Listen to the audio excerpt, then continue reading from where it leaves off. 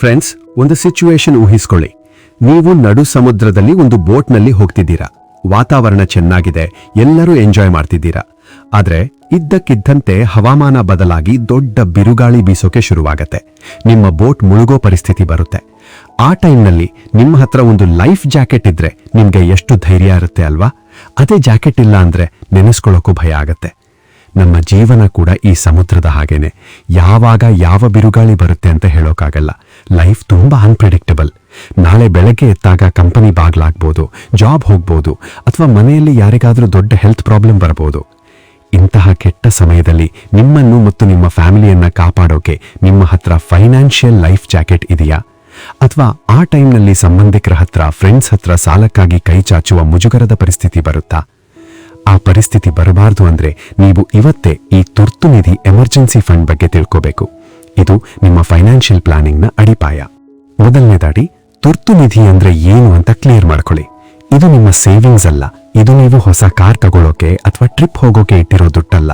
ಇದರ ಹೆಸರೇ ಹೇಳುವಂತೆ ಇದು ಕೇವಲ ಎಮರ್ಜೆನ್ಸಿ ಸಮಯದಲ್ಲಿ ಮಾತ್ರ ಬಳಸಲು ಇಟ್ಟಿರೋ ಹಣ. ಇದು ನಿಮ್ಮ ರಕ್ಷಾ ಕವಚ. ಹಾಗಾದ್ರೆ ಎಷ್ಟು ಹಣ ಇಡಬೇಕು? 10,000, 20,000? ಖಂಡಿತ ಸಾಲೋದಿಲ್ಲ. ಇದಕ್ಕೊಂದು ಸಿಂಪಲ್ ಲೆಕ್ಕಾಚಾರ ಇದೆ. ಒಂದು ಪೆನ್ ಪೇಪರ್ ತಗೊಳ್ಳಿ. ನಿಮ್ಮ ತಿಂಗಳ ಅತ್ಯಗತ್ಯ ಖರ್ಚುಗಳು, ಎಸೆನ್ಷಿಯಲ್ ಎಕ್ಸ್ಪೆನ್ಸಸ್ ಎಷ್ಟಿದೆ ಅಂತ ಬರೆಯಿರಿ. ಅಂದ್ರೆ ಮನೆ ಬಾಡಿಗೆ, ಊಟ ತಿಂಡಿ ಖರ್ಚು, ಕರೆಂಟ್ ಫೋನ್ ಬಿಲ್, ಮಕ್ಕಳ ಸ್ಕೂಲ್ ಫೀಸ್ ಮತ್ತು ಮುಖ್ಯವಾಗಿ ನಿಮ್ಮ ಲೋನ್ EMIಗಳು. ಇವೆಲ್ಲ ಸೇರಿ ಒಂದು ತಿಂಗಳಿಗೆ ಉದಾಹರಣೆಗೆ 30,000 ರೂಪಾಯಿ ಬೇಕು ಅಂದ್ಕೊಳ್ಳಿ. ಫೈನಾನ್ಷಿಯಲ್ ಎಕ್ಸ್ಪರ್ಟ್ಗಳ ಪ್ರಕಾರ ನಿಮ್ಮ ತಿಂಗಳ ಖರ್ಚಿನ ಕನಿಷ್ಠ 3 ರಿಂದ 6 ಪಟ್ಟು ಹಣವನ್ನ ನೀವು ತುರ್ತು ನಿಧಿಯಾಗಿ ಇಡಬೇಕು. ಅಂದ್ರೆ ನಿಮ್ಮ ಖರ್ಚು 30,000 ಆಗಿದ್ರೆ 30,000 × 6 = 1,80,000. ಹೌದು, ನಿಮ್ಮ ಬಳಿ ಕನಿಷ್ಠ 1.5 ರಿಂದ 2 ಲಕ್ಷ ರೂಪಾಯಿ ಎಮರ್ಜೆನ್ಸಿ ಫಂಡ್ ಇರಲೇಬೇಕು. ಯಾಕೆ 6 ತಿಂಗಳು? ಯಾಕಂದ್ರೆ ದೇವರು ಬೇಡ, ಒಂದು ವೇಳೆ ನಿಮ್ಮ ಕೆಲಸ ಹೋದ್ರೆ ಇನ್ನೊಂದು ಅದೇ ತರದ ಒಳ್ಳೆ ಕೆಲಸ ಸಿಗೋಕೆ ಕನಿಷ್ಠ 3-6 ತಿಂಗಳು ಬೇಕಾಗ್ಬೋದು ಅಲ್ವಾ?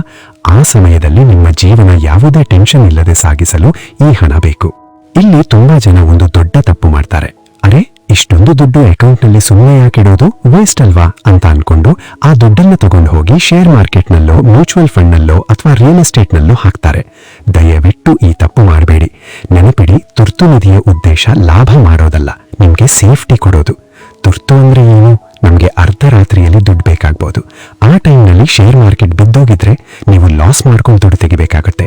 ಅಥವಾ ನೀವು ಯಾವುದೋ ಸೈಟ್ ಮೇಲೆ ಹಾಕಿದ್ರೆ ಮೆಡಿಕಲ್ ಎಮರ್ಜೆನ್ಸಿ ಬಂದಾಗ ರಾತ್ರೋರಾತ್ರಿ ಸೈಟ್ ಮಾರಿ ದುಡ್ಡು ತರೋಕ್ಕಾಗತ್ತಾ? ಇಲ್ಲ ಅಲ್ವಾ? ಇದನ್ನೇ ಲಿಕ್ವಿಡಿಟಿ ಪ್ರಾಬ್ಲಮ್ ಅಂತಾರೆ. ಹಾಗಾಗಿ ಈ ಹಣವನ್ನ ನಿಮ್ಗೆ ಸುಲಭವಾಗಿ ಕೈಗೆ ಸಿಗುವ ಹಾಗೆ ಇಡಬೇಕು. ಒಂದು ಸಪರೇಟ್ ಸೇವಿಂಗ್ಸ್ ಅಕೌಂಟ್ನಲ್ಲಿ ಇಡಿ, ಅಥವಾ ನಿಮ್ಗೆ ಸ್ವಲ್ಪ ಬಡ್ಡಿ ಬೇಕು ಅಂದ್ರೆ ಬ್ಯಾಂಕ್ಗಳಲ್ಲಿ ಸ್ವೀಪ್ ಇನ್ FD ಅಂತ ಇರುತ್ತೆ. ಅಂದ್ರೆ ಬೇಕಾದಾಗ ATM ನಿಂದ ಹಣ ತೆಗಿಬಹುದು, ಬಾಕಿ ಸಮಯದಲ್ಲಿ ಅದು FD ತರಹ ಬಡ್ಡಿ ತರ್ತಿರುತ್ತೆ. ಇದು ಬೆಸ್ಟ್ ಆಪ್ಷನ್. ಕೊನೆಯದಾಗಿ ಮತ್ತು ಅತಿ ಮುಖ್ಯವಾಗಿ, ಈ ಹಣವನ್ನ ಯಾವಾಗ ಬಳಸಬೇಕು? ತುಂಬಾ ಜನ ಇದನ್ನ ಮಿಸ್ಯೂಸ್ ಮಾಡ್ಕೋತಾರೆ. ಕ್ಲಿಯರ್ ಆಗಿ ಹೇಳ್ತೀನಿ ಕೇಳಿ. ಅಮೆಜಾನ್ ಗ್ರೇಟ್ ಇಂಡಿಯನ್ ಸೇಲ್ನಲ್ಲಿ ಐಫೋನ್ ಡಿಸ್ಕೌಂಟ್ನಲ್ಲಿ ಸಿಗ್ತಿದೆ ಅನ್ನೋದು ಎಮರ್ಜೆನ್ಸಿ ಅಲ್ಲ.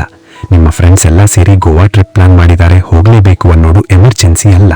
ಪಕ್ಕದ ಮನೆಯವರು ಹೊಸ ಕಾರ್ ತಗೊಂಡ್ರು ಅಂತ ನಾವು ತಗೋಬೇಕು ಅನ್ನೋದು ಎಮರ್ಜೆನ್ಸಿ ಅಲ್ಲ. ಇವು ನಿಮ್ಮ ಆಸೆಗಳು. ಇವಕ್ಕಾಗಿ ತುರ್ತು ನಿಧಿ ಮುಟ್ಬೇಡಿ. ಕೇವಲ ಆರೋಗ್ಯ ಸಮಸ್ಯೆಗಳು, ಆಕ್ಸಿಡೆಂಟ್, ಕೆಲಸ ಹೋದಾಗ ಅಥವಾ ಮನೆಯಲ್ಲಿ ಅನಿರೀಕ್ಷಿತವಾಗಿ ಏನಾದರೂ ದೊಡ್ಡ ರಿಪೇರಿ ಬಂದ್ರೆ ಮಾತ್ರ ಈ ನಿಧಿಯನ್ನ ಬಳಸಿ. ಸ್ನೇಹಿತರೆ, ತುರ್ತು ನಿಧಿ ಅನ್ನೋದು ನಿಮ್ಗೆ ರಾತ್ರಿ ನೆಮ್ಮದಿಯ ನಿದ್ದೆ ಕೊಡುತ್ತೆ. ಏನೇ ಆದ್ರೂ ನನ್ನ ಫ್ಯಾಮಿಲಿ ಸೇಫ್, ನನ್ನ ಹತ್ರ ಬ್ಯಾಕಪ್ ಪ್ಲಾನ್ ಇದೆ ಅನ್ನೋ ಕಾನ್ಫಿಡೆನ್ಸ್ ಕೊಡುತ್ತೆ. ಆ ನೆಮ್ಮದಿಗೆ ಬೆಲೆ ಕಟ್ಟೋಕೆ ಆಗಲ್ಲ. ನಿಮ್ಮ ಹತ್ರ ಈಗಾಗಲೇ ಎಮರ್ಜೆನ್ಸಿ ಫಂಡ್ ಇದೆಯಾ? ಇದ್ರೆ ಎಷ್ಟು ತಿಂಗಳದ್ದಿದೆ? ಇಲ್ಲ ಅಂದ್ರೆ ಇವತ್ತಿನಿಂದಲೇ ನಿಮ್ಮ ಸಂಬಳದಲ್ಲಿ ಸ್ವಲ್ಪ ಭಾಗವನ್ನ ಅದಕ್ಕಾಗಿ ಎತ್ತಿಡೋಕೆ ಶುರು ಮಾಡಿ. ಈ ವಿಡಿಯೋ ನಿಮ್ಮ ಕಣ್ತರಿಸಿದೆ ಅಂತ ಅನ್ಕೊಂಡಿದ್ದೀನಿ. ಇಷ್ಟ ಆಗಿದ್ರೆ ಲೈಕ್ ಮಾಡಿ, ಚಾನಲ್ಗೆ ಸಬ್ಸ್ಕ್ರೈಬ್ ಮಾಡಿ. Thank you.